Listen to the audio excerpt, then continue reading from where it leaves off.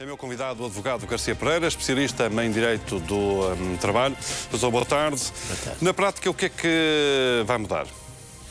Bem, eu penso, nós não sabemos ainda e aquilo que podemos é pressupor a partir daquilo que Bruxelas vem têm sido disponibilizadas, não é? E das afirmações que têm sido feitas por responsáveis portugueses, que já se percebeu que vão a Bruxelas e dizem uma coisa e depois internamente dizem outra. E que as medidas que vão ser hoje anunciadas à saída da presidência do Conselho de Ministros visam, sobretudo, ser exibidas amanhã na reunião europeia, na Cimeira Europeia. Mas um ponto que parece que está a ser avançado com toda a clareza é da criação de uma espécie de um fundo de garantia para custear, pelo menos parcialmente, as indenizações a serem pagas em caso de despedimentos que deem lugar à indenização, portanto, despedimentos coletivos, por extinção do posto de trabalho e por inadaptação, tornando mais barato ainda às empresas fazerem esses despedimentos. E, portanto, nós temos aqui uma perspectiva governamental que é de que se relança a economia facilitando os despedimentos e eventualmente facilitando também formas de contratação precária, como a contratação a prazo. Tem razão de ser as preocupações dos sindicatos que temem que estas novas regras facilitem os despedimentos em Portugal? Eu acho que tem razão de ser porque cada vez que se ouve a União Europeia e o Banco Central Europeu e a FMI falarem em reformas estruturais no trabalho, isso significa normalmente aquilo a que chamam a flexibilização ou a liberalização das leis laborais. E isso, por seu turno, significa normalmente apenas duas coisas: facilitar os despedimentos e facilitar as formas precárias de contratação, apesar de, e é preciso dizê-lo com toda a clareza, ao contrário do que se vai ouvindo dizer por aí, numa butade sem qualquer sentido, é muito mais fácil de fazer um despedimento coletivo ou um despedimento por extinção do posto de trabalho em Portugal do que, por exemplo, em Espanha, ou em França, ou na Itália, ou na Alemanha.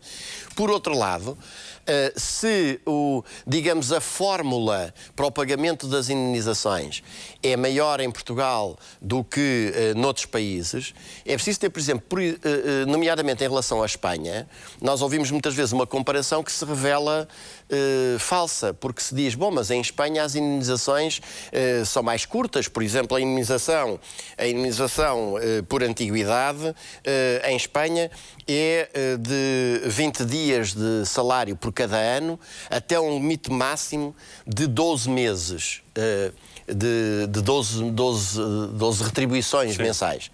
E em Portugal é um mês por cada ano e, portanto, se o trabalhador tiver 40 anos de antiguidade, é 40 meses. Só que se esquece, por exemplo, que enquanto que em Portugal a indenização é calculada apenas a partir da chamada remuneração de base, em Espanha é calculada a partir de tudo o que integra a remuneração do trabalhador, a ponto de, muito recentemente, por exemplo, uma decisão dos tribunais de trabalho espanhóis terem considerado nessa indenização até as stock options têm de entrar no cálculo do valor.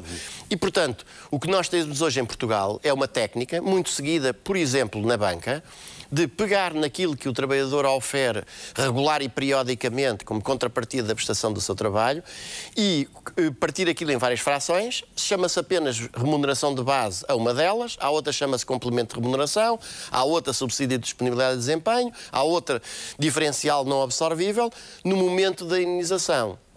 Esta pessoa até pode ganhar 2.000 euros por mês, mas de salário base é apenas 600. Se tiver 10 anos, não recebe 2.000 vezes 10, 20.000, recebe 600 vezes 10, 6.000. Porque ouvimos os trabalhadores têm então razões para ficar apreensivos. E quanto aos patrões, a sua experiência diz que estas novas regras vão satisfazer as pretensões do patronato ou pelo contrário? Eu acho que um setor do patronato, que é aquele que quer persistir no modelo que é responsável pela situação em que o país se encontra hoje.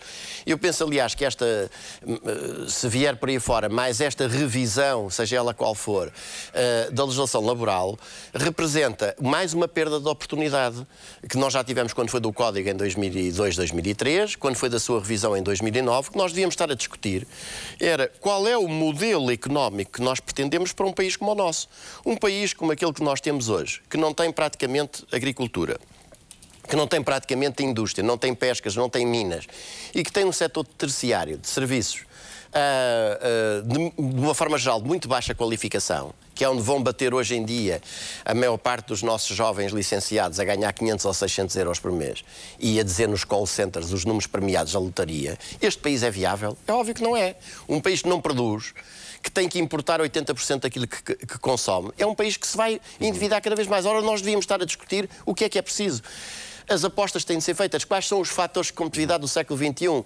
A incorporação tecnológica, a qualificação dos recursos humanos, a capacidade de inovação, a excelência da gestão. Ora, não estamos a discutir nada disto. E vamos apostar na permanência do modelo, que é o que convém à Alemanha, que reservou a Portugal o lugar de um simples protetorado, uma neocolónia no seio da União Europeia, mas não é de todo o que convém, de facto, a um país que quer ser autossuficiente e independente. E o setor do patronato, que continua a apostar no velho modelo taylorista, que fez as delícias dos setores tradicionais de exportação, como o vestuário e o calçado nos anos 60, do trabalho intensivo, pouco qualificado e baratinho, acha que só pode ter empresas estáveis e produtivas com trabalhadores instáveis e permanentemente amedrontados. E daí que a sua grande reivindicação seja a possibilidade de despedir sem justa causa. Quanto àquelas empresas que querem, de facto, apostar nos fatores da competitividade, estas mudanças laborais não dizem rigorosamente nada e apenas representam o perpetuar do outro sistema. Dr. Garcia Pereira, agradeço as suas explicações aqui no Jornal da Uma.